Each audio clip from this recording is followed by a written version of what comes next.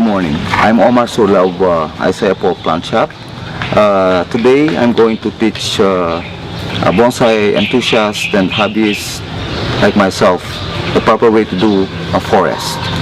I have here with me Serissa foetida. It's a variety of small bushes that grows small white flowers. These are also good for forest type bonsai because of their small leaves and their flowers. I would be joined by my assistant today, by Mr. Jerome Bautista. He's my assistant in my garden, and he's going to help me out in creating the shape of this category, which is forest. Before we do that, we have to have the proper tools and the wires needed to do what we're going to do in this material. Now, first thing to do is determine the front of the plant. How do you determine the front? The front of a bonsai should always have a clear view on all the branches, and the top branches are the only ones where you would have an eye-poking branch. Okay, so here's the these plants have been planted in this pot for the past 6 months and have never been trained into a bonsai. Today we're going to attempt to do that, and by doing that we'll have to cut off some of the branches to create the symmetry of the branches. Now, what are the considerations in doing a forest? It should also have a triangular effect, maybe on this side or on the center or on the right side, whichever area you choose. So long as there is a triangular effect, then you create a forest. And when creating a forest, you also have to consider the numbers of trees.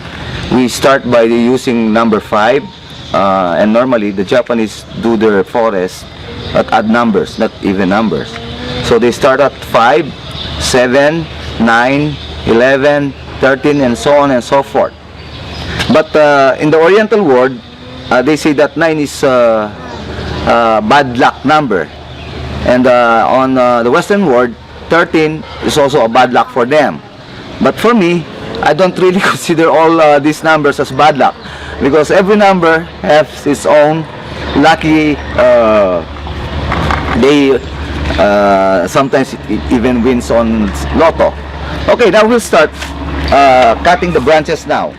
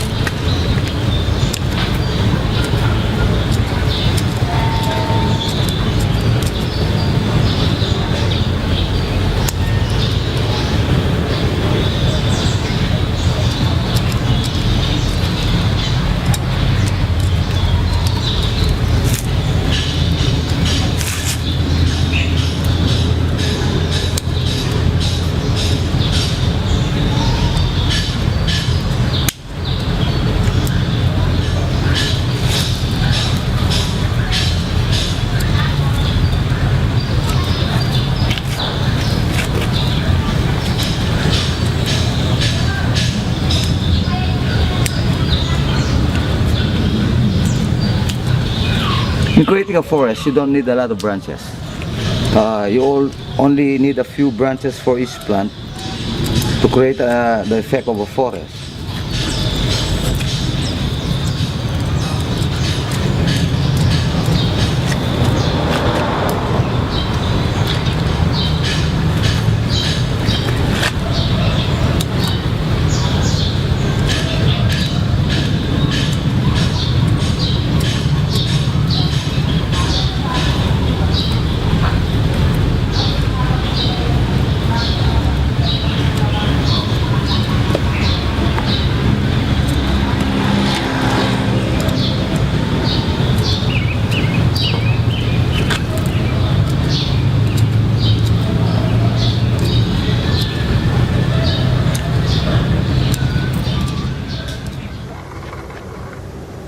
After you have cut all the branches and the unwanted, removing the unwanted branches, now you start using guide wires.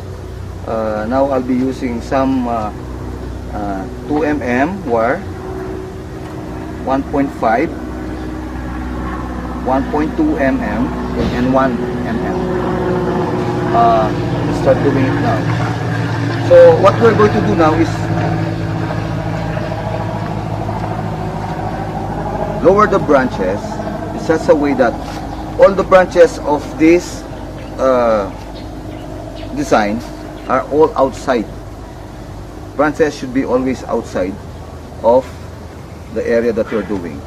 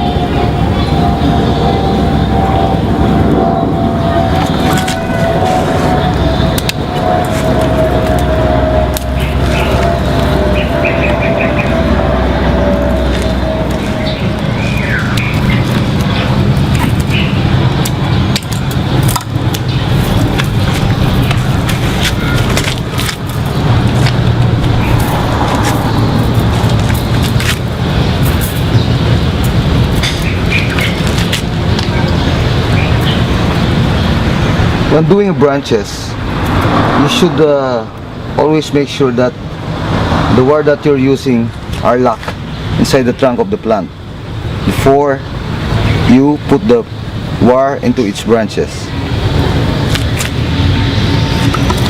Otherwise, the branches that you're going to create will not be able to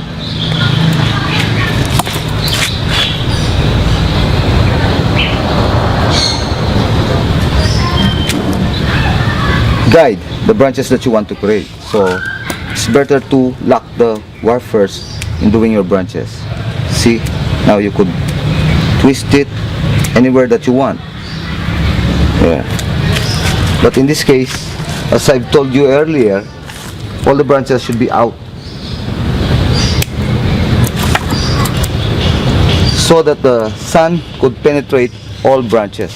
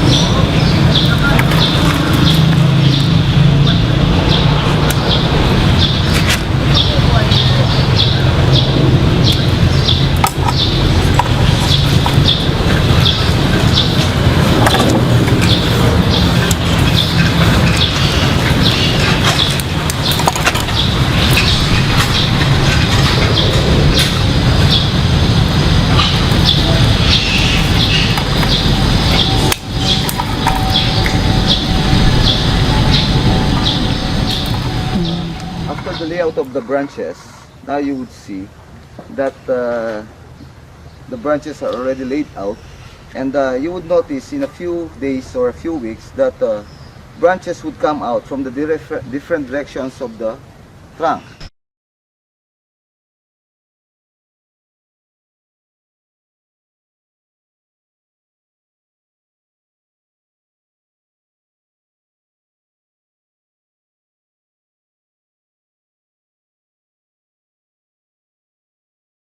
Now after that, we are also going to top it with moss so that the soil, when you water the soil won't go out of the pot.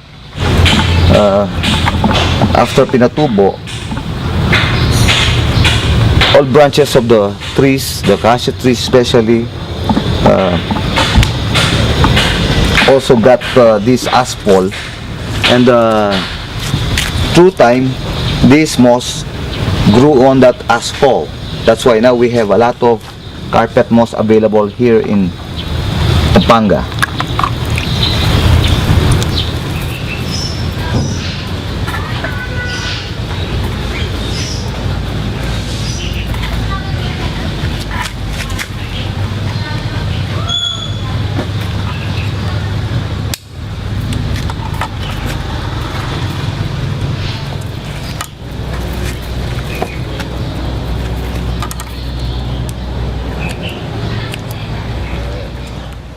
After placing the moss, you will see that the soil is no longer seen. It's invisible to the eyes. And another benefit of the moss is that when you water the plant, the soil doesn't get out of the pot, so it doesn't give the pot a dirty look. Okay, thank you for listening. I'm Omar Surla of Isaiah Paul Plant Shop, and the design I did today is the forest. And this is another presentation of PampangaTalents.com.